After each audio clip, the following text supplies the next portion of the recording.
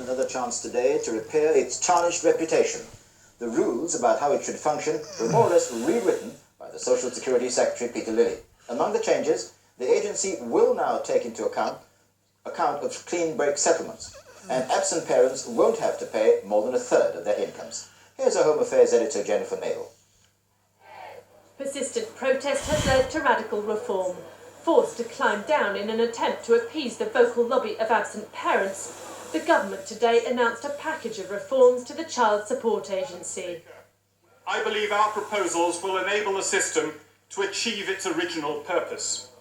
They will make maintenance assessments fairer, improve the service offered by the agency, and ensure that maintenance assessed becomes maintenance paid. The key changes include a new formula to take account of clean break settlements and other costs such as housing for second families and travel to work, an independent appeal system, and a maintenance credit of £5 a week for lone parents if they go back to work. That last measure has been greeted with scepticism by many single mothers. The Child Support Act isn't anything to do with protecting or helping children. It's there to force single mothers off of income support and into low-wage jobs. Tonight, across the country, the fathers who fought so fiercely against the agency regrouped to consider the fruits of their labours, and many concluded it was too little, too late. I think instead of keep on tweaking around with this formula, they should just abolish it as from now, start again, or put it back into the hands of the courts. This is really the nail in the coffin as far as this government is concerned. When the Child Support Agency started work in 1993 with 5,000 staff and a budget of £114 million, its long-term aim was to target all absent parents. But already the government has been forced to hire 700 extra staff and increase the agency's budget to £184 million. And last month, 350,000 cases were indefinitely deferred, including those where lone parents have refused to cooperate. Labour says it won't oppose today's reforms, but the government may find its critics outside the House harder to silence. The danger is that the level of opposition against the Child Support Agency may now have gathered such momentum that even with today's substantial measures, it's hard, if not impossible, to diffuse. Jennifer Nadel, News at 10, Westminster. Abbey National followed the Halifax today and put up its mortgage rate to 8.34%. And there was a sign too that another base rate rise could soon be on the way before too long. Figures published today show that the economy grew quickly at the end of last year, raising fears of high inflation. The Chancellor of the Bank of England will decide what, if anything, to do about it in 10 days' time. The future of the Prince of Wales's valet has hung in the balance ever since a Sunday newspaper published what it said was his account of the goings-on at Highgrove, the Prince's country home. Tonight, Ken Stronach bowed to the inevitable and resigned. He loses his job, his Grace and Favour house and his car. ITN's Vernon Mann reports. Ken Stronach has fully apologised, but saying sorry wasn't enough. Tonight, the Prince of Wales accepted his resignation. The Prince's lawyers issued a statement saying, Mr Stronach has accepted that his actions with respect to the articles in the News of the World of January the 15th constituted gross misconduct under the terms of his contract. The valet had taken photographs in the Prince's bedroom and given an account of meetings between the Prince and Camilla Parker Bowles. The Prince's lawyers also dealt today with Mrs Wendy Barry, a former housekeeper at Highgrove, who's trying to sell her memoirs. They were set to focus on the time before the Prince and Princess of Wales separated.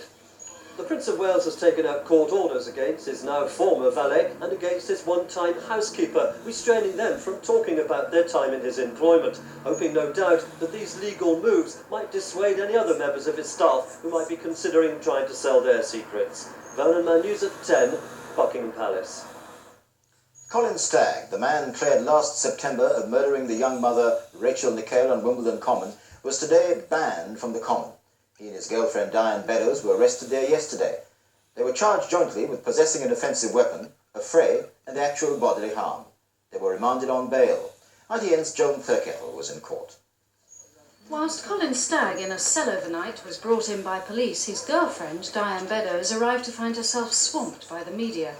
It's alleged she and Mr Stagg were involved in a scuffle on Wimbledon Common with a man and his young son. A park ranger recognised Mr Stagg and a number of police were on the scene quickly.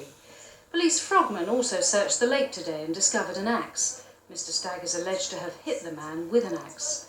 The strength of the police response and the subsequent search of the lake is rather unusual for an incident of this type. Colin Stagg, in the back of the car here, was driven away after being granted conditional bail. Both he and his girlfriend must stay away from Wimbledon Common for the next 2 weeks, and there must be no contact with prosecution witnesses. The episode comes 4 months after Colin Stagg was released from the Old Bailey when the murder case against him collapsed. In court this morning, Colin Stagg's solicitor described today's press coverage as disgraceful.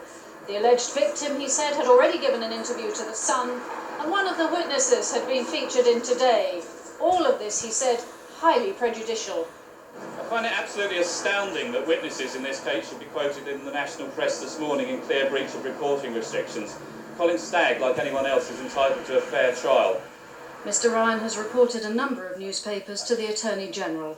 Joan Fairkettle, News at 10, Wimbledon Magistrates Court. Still to come on News at 10 tonight, a 2-year-old patient dies after being found unconscious in the lavatory of this hospital. The growing campaign to free a paratrooper jailed for murdering a joyrider in Ulster. And the deadly sound of Russia's cluster bomb attacks on Chechen civilians.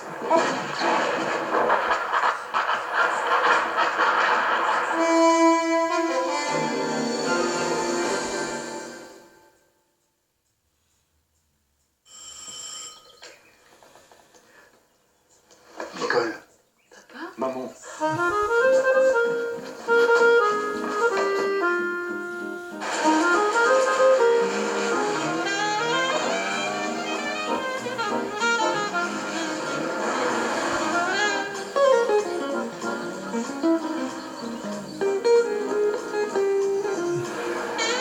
Generation Renault Clio.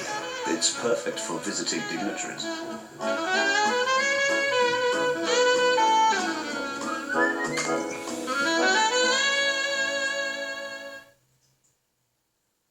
Now you can reduce the appearance of wrinkles in just 2 weeks.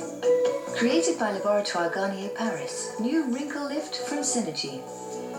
Extracted from sunflowers, natural hydroxyceramides are concentrated in a high-performance cream. Immediately your skin is smoothed, giving the look of a mild lifting effect, and after just 2 weeks the appearance of wrinkles is reduced. New wrinkle lift from Synergy, formulated and controlled by Laboratoire Garnier Paris. Mr. Chairman, how does the bank justify these rates? Tell me, how long will this child have to wait for her operation? They're shooting these people. Why can't you go in? The chairman says you have his full confidence. Worry. Does your wife know who you're with? What sort of woman is actually going to wear this? One question. Just one. Get it straight. Get the express.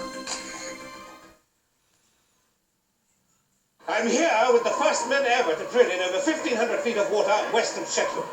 Derek, 1,500 feet. That's fantastic. How did you do it? I didn't. Sorry? We just developed what Jeff learnt in Mexico. You should talk to him. He's in the... But oh, great. Cut. Did you cut? Sir Jack, west of Shetland was down to you. Very kind of you, but that's not how we work. So how do you work? Well, without Anne's seismic analysis. And?